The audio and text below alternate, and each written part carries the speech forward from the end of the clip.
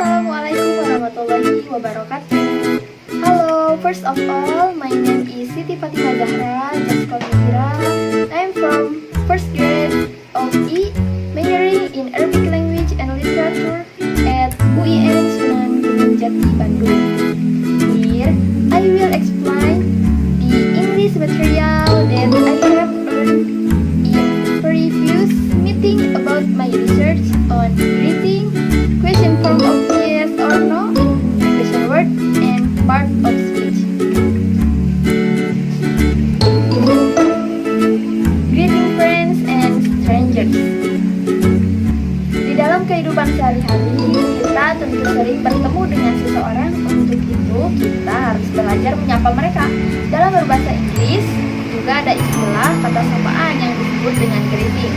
Mempelajari kata sapaan dalam bahasa Inggris akan membantu kita dalam bergaul dengan orang-orang di sekitar kita. Karena penggunaannya akan sangat membantu dalam membuka sebuah percakapan.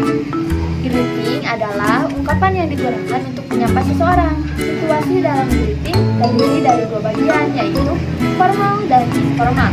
Greeting juga bisa diekspresikan dengan kata-kata saling berjabat tangan atau berpelukan. Ada dua tipe dari greeting. Yang pertama, formal greeting. Contohnya, hello, good morning, good afternoon, good evening, good night. Hello, how are you? How are you doing? How do you do? Nah, untuk kalimat how do you do ini biasanya kalimat sapaan jika kita belum pernah bertemu dengan orang sebelumnya. Dan adapun ada nice to meet you. Untuk responnya yaitu good morning, good afternoon, good evening, good night. I'm fine, thank you. I'm very well, thank you. How do you do? Ada juga ya nice to meet you too. Yang kedua yaitu informal greeting. Contohnya yaitu hi, what's up, what's news, how everything, how's going, how's business. Dan untuk responnya hi, just fine, great, thanks, pretty well. Biasanya kalimat-kalimat yang tadi itu digunakan untuk informal greeting. Question form of yes or no.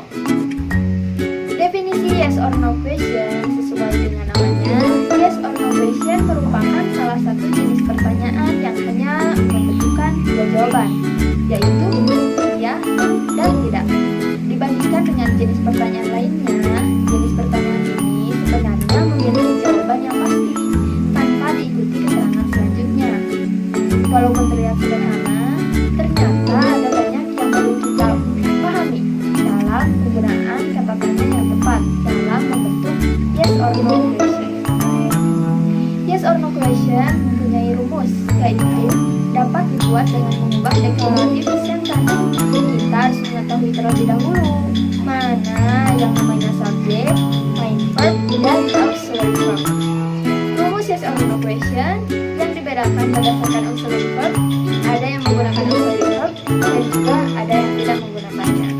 Salah satu rumus yes or no question menggunakan auxiliary verb, yaitu yang pertama to be plus subject plus main verb. Yang kedua modal verb plus subject plus main verb. Nah, untuk satu kalimatnya, is she working very hard? Apakah dia bekerja terlalu keras? Nah, untuk jawabannya, jika benar maka jawab yes, she is working very hard. Dan jika jawabannya salah, maka menjawab no, she isn't working very hard.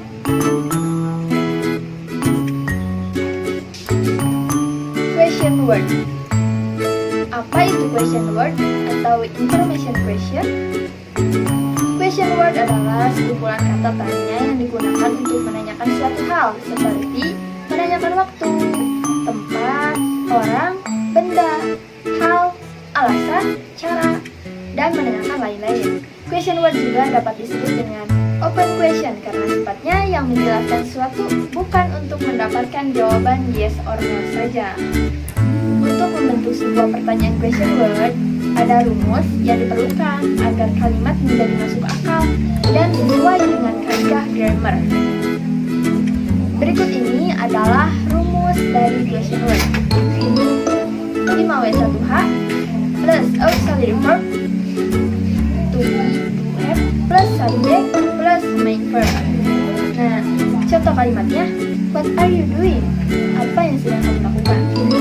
Ada banyak jenis-jenis question word, diantaranya what, where, when, why, which, who, whom, whose, how often, how far, how long, how old, how many, how much. Parts of speech. Parts of speech merupakan klarifikasi dari kata-kata yang dikategorikan dari peran dan fungsinya dalam struktur kalimat sebuah bahasa. Ada 8 parts of speech, yaitu noun atau kata benda, pronoun atau kata ganti, verb atau kata kerja, adjective atau kata sifat, adverb atau kata keterangan, preposition atau kata depan, conjunction atau kata hubung, dan interjection sebagai kata seru. Mari kita simak dengan masing-masing part of speech. Yang pertama, ada noun atau kata benda. Noun berfungsi untuk menamai orang, tempat, benda, atau ide. Umumnya noun didahului oleh partikel e atau an atau de. Yang kedua ada pronoun atau kata ganti. Pronoun digunakan untuk menggantikan noun. Part of speech ini bermanfaat untuk menghindari repetisi penggunaan noun. Yang ketiga ada verb, yaitu kata kerja. Verb digunakan untuk menunjukkan tindakan dari subjek, menunjukkan peristiwa atau keadaan.